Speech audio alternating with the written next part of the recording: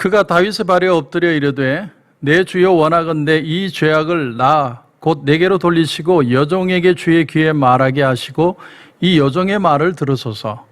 원하옵나니 내 주는 이 불량한 사람 나발을 개의치 마옵소서. 그의 이름이 그에게 적당하니 그의 이름이 나발이라.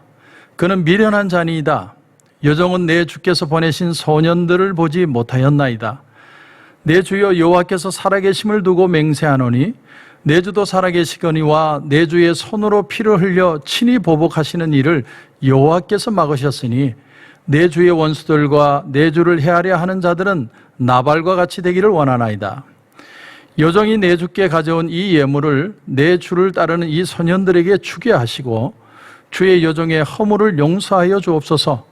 여호와께서 반드시 내 주를 위하여 든든한 집을 세우시리니 이는 내 주께서 여호와의 싸움을 싸우시며 내 주의 일생에 내 주에게서 악한 일을 찾을 수 없음이니이다.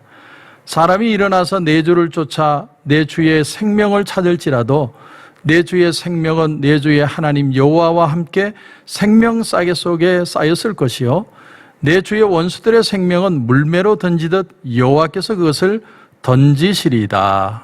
아멘. 여자들이 개입해 주지 않으면 남자들은 부딪히고 싸웁니다. 물론 여자들도 싸우죠. 단 남자들처럼 무식하게 싸우지 않을 뿐입니다. 여자들은 어떻게 싸우느냐? 말, 흉, 시샘, 헐뜯기 이렇게 싸우지만 남자들은 칼, 돌멩이, 망치 무식하게 싸우는 거죠. 저돌적으로, 원시적으로 싸웁니다. 다윗도 예외가 아니었습니다. 오늘 본문은 다윗이 도망을 다닐 때의 어느 시점에 일어난 일이에요. 그는 자기뿐만이 아니라 자기를 따르는 사람들이 수백 명이 있는 상황입니다. 자기가 원한 건 아닙니다. 그냥 이 세상에 지치고 이 세상에 상처받은 자들이 다윗을 찾아온 거죠. 근데 다윗이 그들을 받아들입니다. 그 자녀들과 부녀자들까지 합치면, 부녀 아내들까지 합치면 한 1000여 명의 사람을 매일같이 먹여 살리는 겁니다. 근데 다윗이 무슨 땅이 있어서 농사를 하겠습니까? 무슨 양떼들이 있어서 목축업을 하겠습니까? 그들을 먹여 살리려면 어쩔 수 없이 그 지역의 유지들의 협찬을 받아서, 그들의 도움을 받아서 먹여 살릴 수밖에 없는 거죠. 자, 그래서 그들은 보호해준 명목으로 무언가를 좀 얻어먹고 사는데, 다윗이 오늘 본문에 보면 나발이라는 재력가를 찾아가죠. 도움을 청하기 위해서. 물론 직접 가지는 않았지만 자기 부하들을 보내면서 자기의 마음을 표현을 합니다. 하지만 무대뽀는 아니었어요. 여러분 2절 이하에 보면 마온에 한 사람이 있는데 그의 생업이 갈멜에 있고 심히 부하여 양이 3000마리요 염소가 1000마리이므로 그가 갈멜에서 그의 양털을 깎고 있었으니 그 사람의 이름은 나발이요 그의 아내의 이름은 아비가일이라. 그 여자는 총명하고 용모가 아름다우나 남자는 완고하고 행실이 악하며 그는 갈렙 족속이었더라. 자, 나발이라는 사람이 있는데 굉장한 부자였어요. 그리고 오늘 이 날은 양털을 깎는 날이라는 거예요. 양털을 깎는 날은 잔칫날입니다. 그날에는 주변의 사람들을 불러서 잔치도 하고 먹을 것도 주고 하는 그런 이벤트가 있는 날이에요. 그 날을 알고 다윗이 자기 부하들을 보낸 겁니다. 근데 나발이 거부를 합니다. 나발이 뭐라고 그러냐면, 우리식으로 속된 말로 하면 어디서 굴러 먹다 온 뼈다귀냐라는 거예요. 네가 누군데 내가 먹을 걸 주느냐라는 겁니다. 오늘 여러분 10절에 보면 다윗은 누구며 이새의 아들은 누구냐? 요즘에 각기 주인에게서 억지로 떠나는 종이 많도다. 내가 어찌 내 떡과 물과 내 양털 깎는 자를 위하여 잡은 고기를 가져다가 어디서 왔는지도 알지 못하는 자들에게 주겠느냐 한지라. 사실 나발의 말이 옳죠. 나발이 법적으로 무슨 다윗에게 이 먹을 것을 줘야 될 의무가 있는 건 아닙니다. 물론 다윗은 그들을 번번이 지켜줬다고 얘기하지만 그건 내가 눈으로 보고 확인한 것이 아니니까, 내가 원했던 것은 아니었어요. 그러니까 법적으로는 아무것도 해줄 필요가 없습니다. 그런데 나발의 답변을 듣고 다윗이 어떻게 액션을 취합니까? 오늘 본문을 보면 칼을 찼어요. 그리고 400명의 자기의 부하들을 데리고 오늘 뭐라고 표현하냐면 내가 아침까지 나발에게 속한 사람을 한 명이라도 남자를 살려두면 하나님이 나에게 벌을 주시고 또 주시기를 원하노라. 완전히 마음에 보복의 마음을 가지고 복수심에 불타서 지금 다윗이 찾아가는 겁니다. 그 소식을 누가 들었습니까? 아비가일, 그의 아내 아비가일이 먼저 들었습니다. 나발의 아내 아비가일이 그 소식을 먼저 듣고 판단을 한 거예요.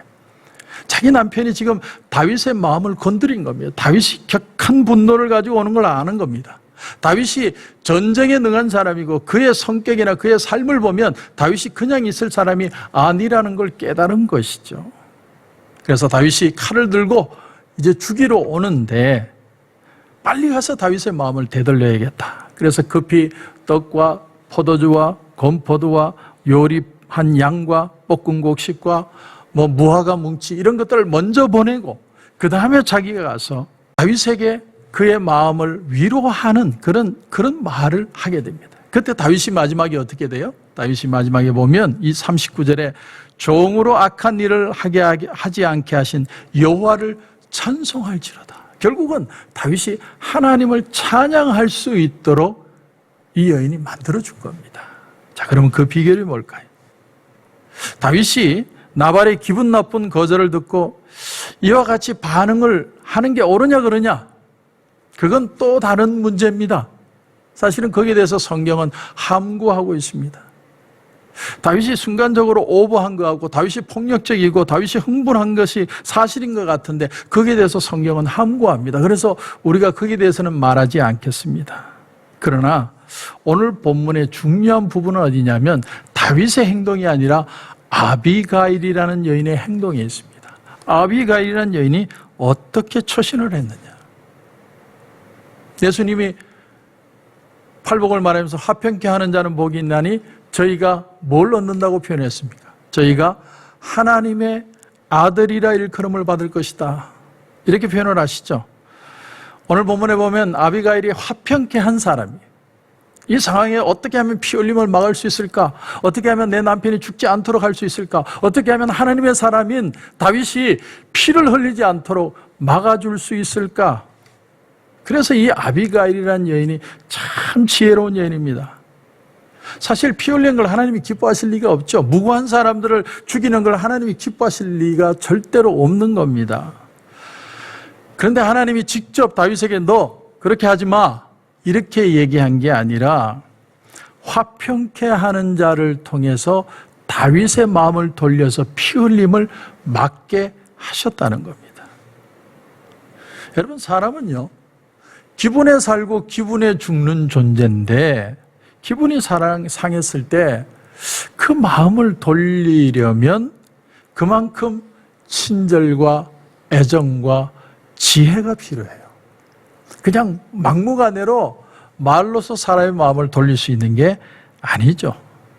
그런데 이 아비가일이라는 여인이 어떻게 그 다윗의 마음을 만져주었는지 다윗은 그 분노한 마음이 사라지고 오히려 하나님을 찬양하게 되는 것이죠.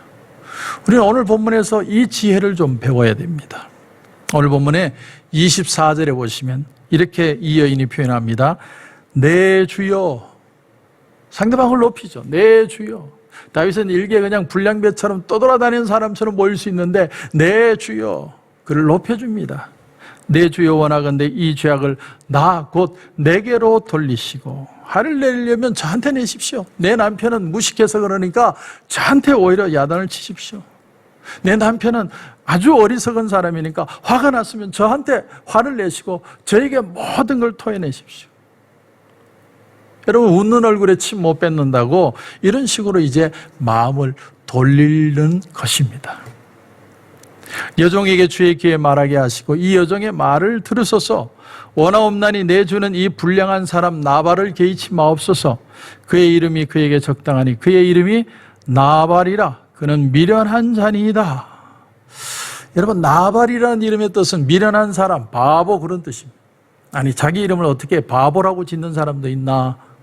아니면 별명이었을까? 그건 우리가 모르겠지만 이 여인이 표현하는 거예요. 우리 남편은 미련 곰탱이입니다. 미련 곰탱이인 거 알지 않습니까?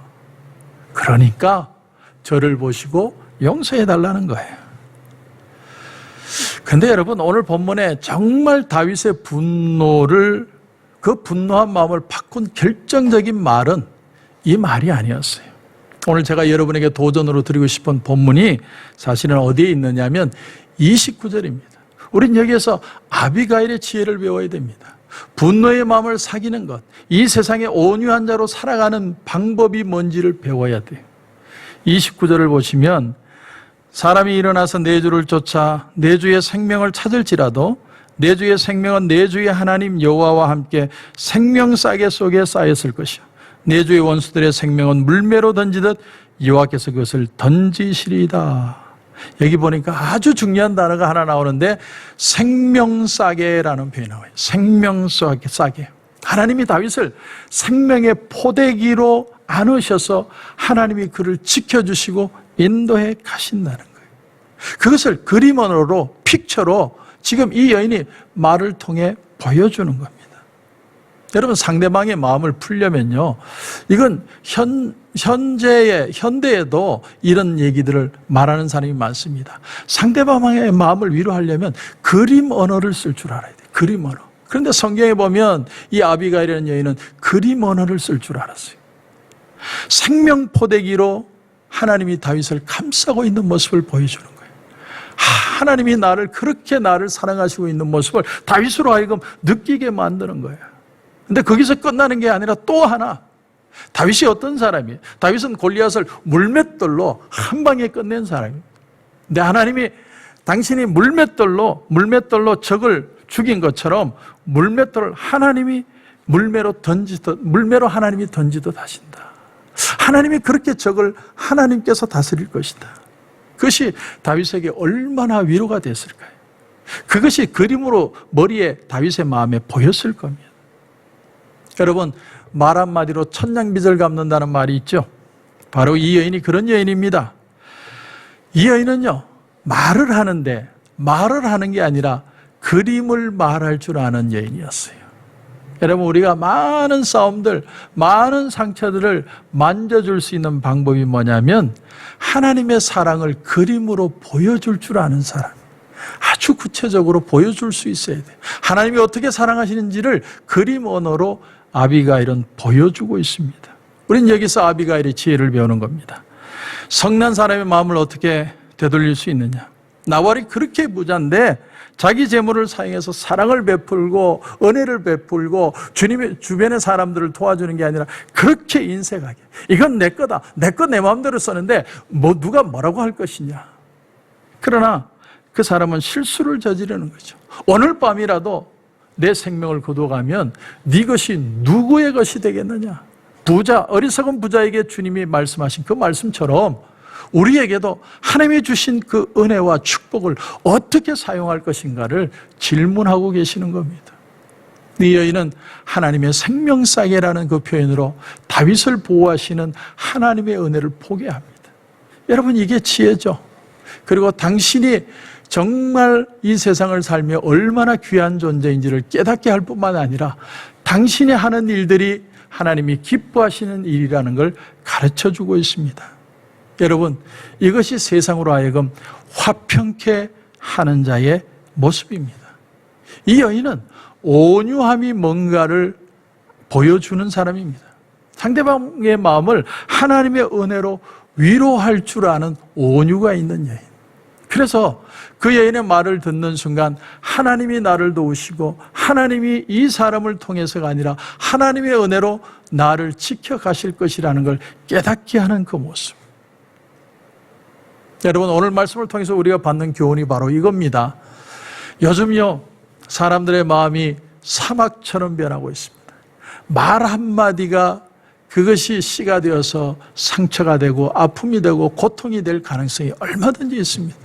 사람들의 마음이 어디엔가 뱉어내고 싶은 데를 찾고 있어요. 너무나 힘드니까. 경제적으로든 또 두려움으로든 어떤 일이로든 사람들의 마음이 답답해요. 내가 여행도 가고 내가 어디도 가고 싶은데 가지도 못해요. 그런 사람들에게 어떤 위로를 여러분 줄 수 있다고 생각합니까? 오늘 하나님이 그 생명싸개로 우리를 보호하시고 생명포대기로 우리를 지켜주신 다윗의 모습처럼 우리도 그렇게 지켜주시고 우리가 하는 일 하나하나를 통해서 내가 어떤 일을 하든 그 작은 일을 귀하게 여기시는 하나님, 그런 위로, 그런 격려를 해줄 수 있는 사람이 필요한 때가 바로 지금이라고 생각합니다. 하나님은 아비가일을 통해서 하나님의 사람을 부끄럽게 만드신 게 아니라 하나님을 찬양하게 만들어 주었습니다. 여러분, 나중에 보면 아비가일이 다윗의 아내가 되죠. 사랑하는 성도 여러분, 그렇습니다. 오늘 이 어려운 시대에는 정말 위로의 말 한마디가 필요해요. 그 말은 목사도 해야 되지만 여러분도 똑같이 이 크리스찬이 세상의 그리스도의 향기가 되는 방법은 위로의 말이 필요한 겁니다. 그림 언어를 사용해 보십시오. 하나님의 은혜를 그림으로 보여주십시오.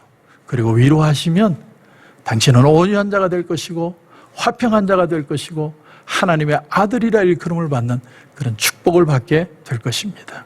그런 은혜가 저와 여러분 가운데 넘치시길 주님의 이름으로 축원합니다. 기도드리겠습니다. 하나님 은혜를 감사합니다. 오늘은 아비가일이라는 여인의 지혜에 대해서 생각해 보았습니다. 사람들의 마음이 많이 답답하고 힘들고 고통스럽고 어떤 위로의 말이 필요한데 어떤 말도 위로가 되지 않을 것 같은 그런 어렵고 답답함을 겪고 있는 시대인 것 같습니다. 하나님, 하나님의 은혜로 위로할 줄 아는 사람이 되게 해주시옵소서. 그림 언어를 쓸 줄 아는 사람이 되게 해주시옵소서. 픽처를 보는 것처럼 하나님의 생명 포대기로 우리를 싸고 있는 모습을 보게 하셔서 그 은혜로 다시 한번 새 힘을 얻고 일어나고 또 소망을 가지고 갈 수 있는 그런 축복의 하루가 되게 하여 주시옵소서. 오늘도 기도하는 가운데 하나님 큰 은혜 주실 줄 믿고 예수님의 이름으로 기도드립니다. 아멘.